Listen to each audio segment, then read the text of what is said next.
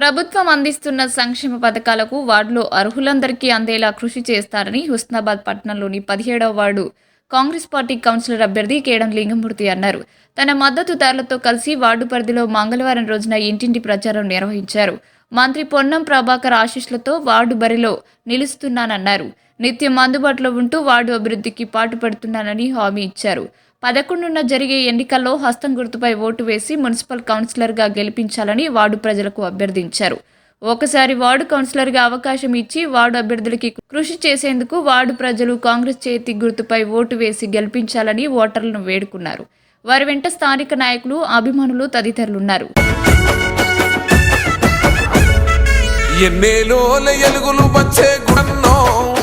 ఎదురు నిలిచి పోరాడేటి దండేవనో సాయమే నీకున్న గుణం, సౌమాన్యులతో నీ పయనం, సమాజమే నీ దైవం, సంక్షేమానికే నీ నయనం, జనం వైపే నీ పాదం, నువ్వు జనానికే అంకితం, ప్రజల నీకు ప్రాణమో మాయన్నో, జనంలోనే ఉంటావో మాయన్నో, ప్రజల నీకు ప్రాణమో మాయన్నో, జనంలోనే ఉంటావో మాయన్నో.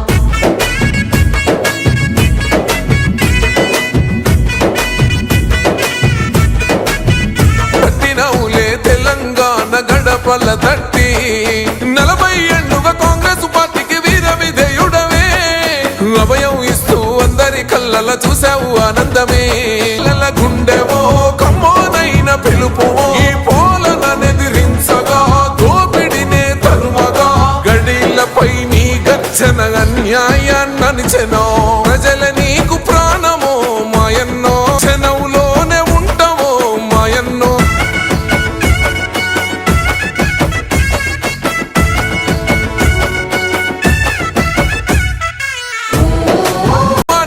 నయనం, జనం వైపే నీ పాదం, నువ్వు జనానికే